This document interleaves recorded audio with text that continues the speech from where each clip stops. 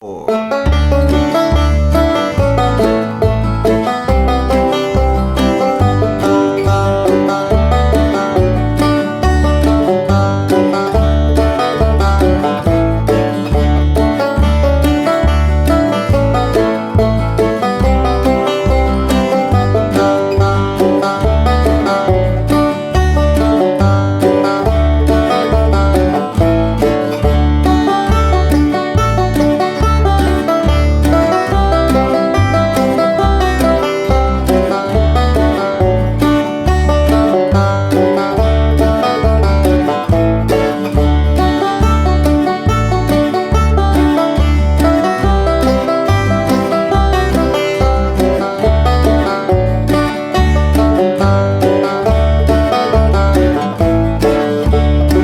Hey everyone out there in Banjo land, Mike Heading here, coming to you today with the tune The Cuckoo's Nest.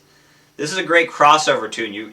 I've heard Irish versions of this, I've heard bluegrass versions of it, I've heard it in old-time jams, so this is a great tune to have under your belt. It's got some really unique chords, and I'm going to go over those, and I'm going to teach you the A and the B part note for note, and then show you an alternate A part so you can work on your improvisations. Alright, here we go. Here's the A part. Alright, so here's the A part to Cuckoo's Nest. So we're going to start up here on the 7th fret of the low D, 4th string, the D string, and you're going to start almost up in an A chord with your 3rd finger on the 7th fret of the D string, your 2nd finger on the 6th fret of the 3rd G string, and your 1st finger up on the 5th fret of the 2nd string. Okay, so I'm going to play the first 2 measures and then we'll break it down.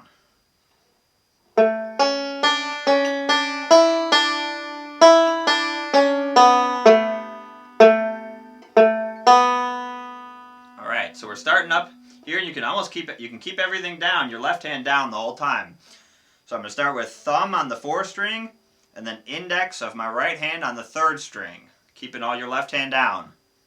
So that's our little pickup starting on beat 4, so we're going 1, 2, 3, and then 4 and is our pickup. So one more time, 1, 2, 3. Okay, and then we're going to do open 1st string, and then thumb on the 3rd string, back to the 1st string, index on the 2nd string, and then middle on the 1st string again. So kind of bouncing back and forth off that 1st string. So let me play that part. So I'll do that a few times.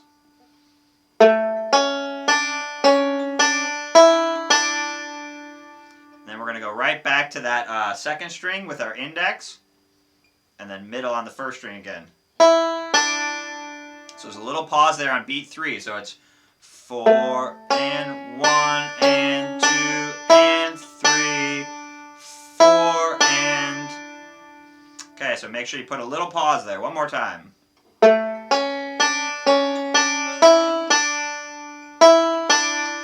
Okay, now we're going back down to the 3rd string with our right hand, thumb.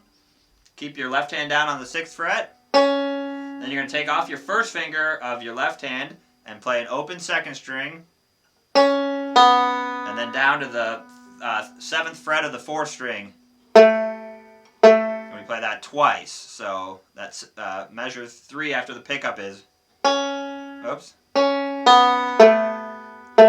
you started with your thumb. So it's 1 and 2, 3. Then you hit that 4th string again, and then up to the 2nd string. So that whole part sounds like this. So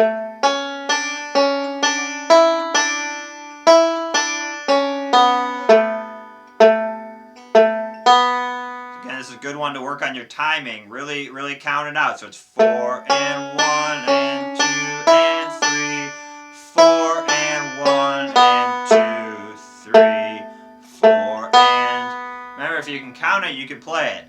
Okay, so so we went from a D to an A chord, now we're going into a C. We're going to move our 1st finger of our left hand down to the 5th fret of the 3rd string, so it's a C note, and we're going to do thumb, index, thumb, middle with our right hand, starting on the 3rd string.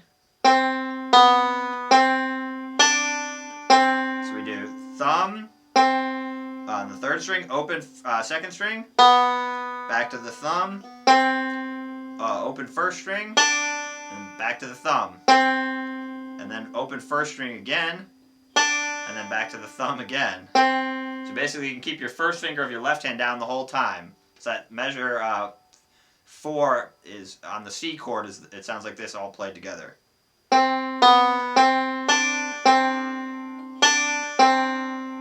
Okay, now we're going to, I'll play the next measure and then I'll break it down.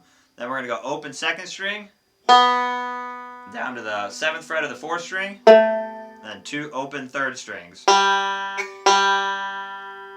Okay, so that part sounds like this. So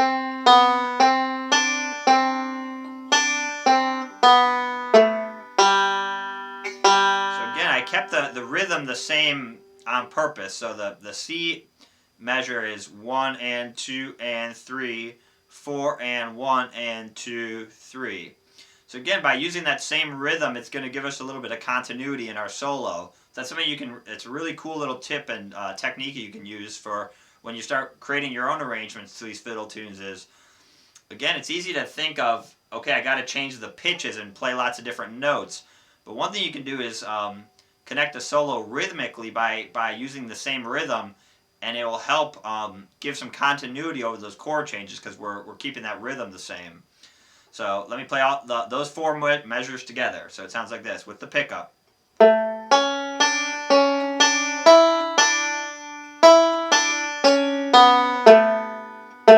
we're going into C.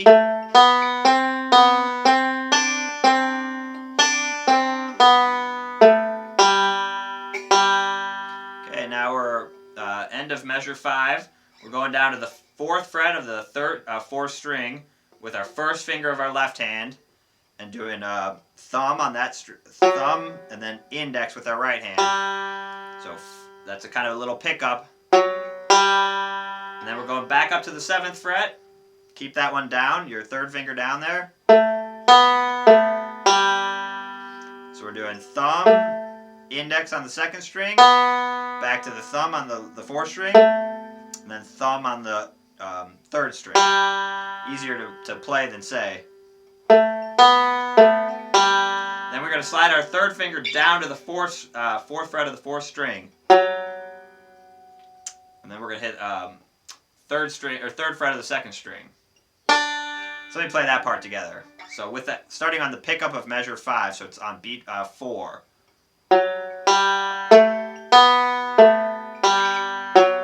So it's really important you keep that 3rd finger and slide it down. So one more time.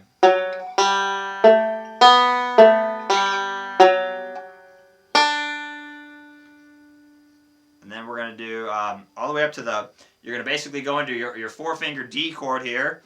And with your right hand, you're going to do middle on the 1st string, thumb all the way up to the 2nd string, index on the 3rd string, and then thumb on the 4th string. So you keep all your left hand down. Let me play just those 4 notes. Kind of, it's not really a roll, it's kind of a weird, just single string lick. One more time. Then we're going to go to open. Just for 1 beat, and then we're going to do that same pickup, 4th fret of the 4th string, then index finger of your left hand onto the 2nd fret of the 3rd string. You keep it down, and then you're going to do a single string lick. And